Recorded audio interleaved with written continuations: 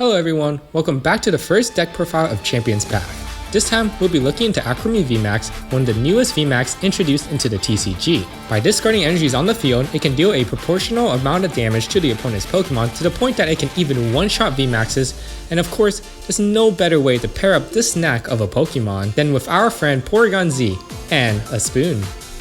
Bruh.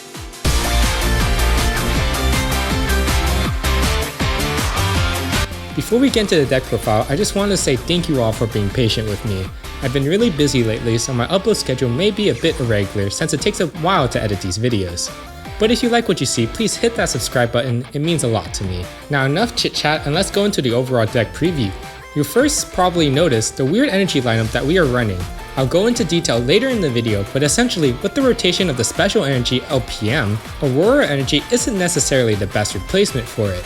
Outside of the energies, you'll also notice that we're choosing to run a heavy Jirachi line with the deck, and while it may seem excessive, this will be very important in keeping our deck flowing smoothly and consistently throughout the long run.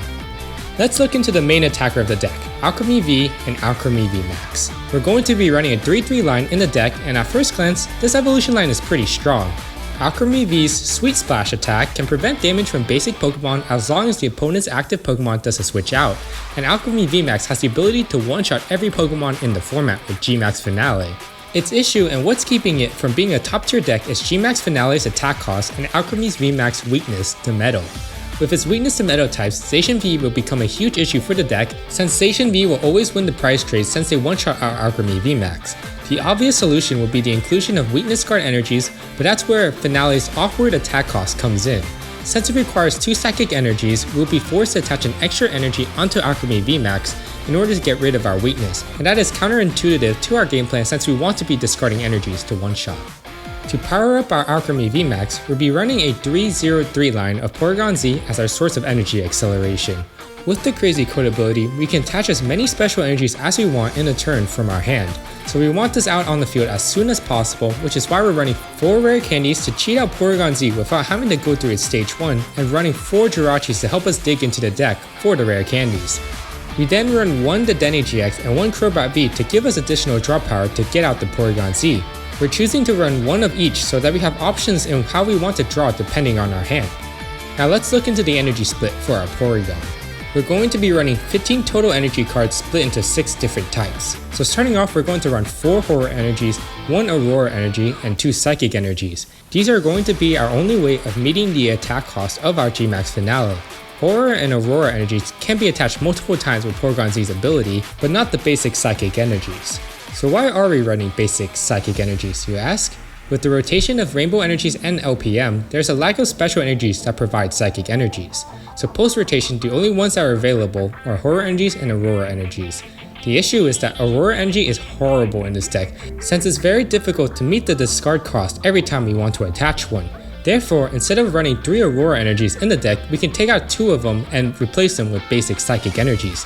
That means we can use Crazy Code to attach all the special energies in our deck while using our energy attachment for turn on the basic Psychic energies. This allows us to meet our Psychic requirements for the deck without hurting ourselves from the discard cost of using multiple Aurora energies. Our other special energies are 4 Recycle energies, 2 Capture energies, and 2 Weakness Guard energies. Recycle energies is the main way we power up our GMAX Finale attack, since we can discard them as the cost of the attack, and the Recycle energies will return back to our hand so we can reattach them next turn.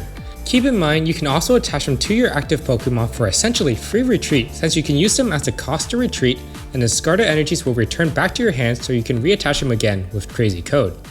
2 Capture energies will help us set up the bench, and 2 Weakness Guard energies are there to help out with our Metal matchup. For our search engine, we'll be running 4 Quick Balls, 3 P-Comps, and 2 Incense. 4 Quick Balls because we need to get our basic Pokemons onto our bench so we can evolve them on later turns, and it helps us grab our supporting Pokemon.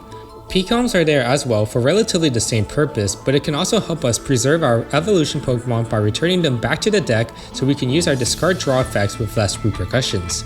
And finally, 2 Incense isn't here to help find our evolution Pokemon. This card helps make sure that we have the evolution Pokemons that we need in hand for rare candy, or to simply find our VMAXs.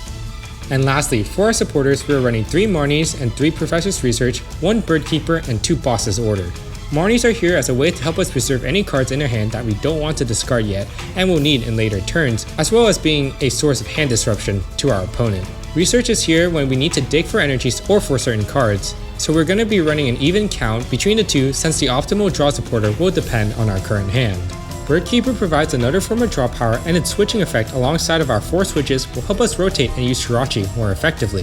Finally, we'll be running 2 Boss's Orders to help us take crucial knockouts by gussing out our opponent's bench Pokemon. So that's all I have for you guys today. Thank you so much for watching. If you like what you see, please like, comment, and subscribe. It will mean so much to me since this is a news channel that's just starting out. If you guys have anything you'd like to see in future content, a particular deck you want me to cover, or just general tips of improvement, please let me know. Thank you guys again, and I'll see you in the next video.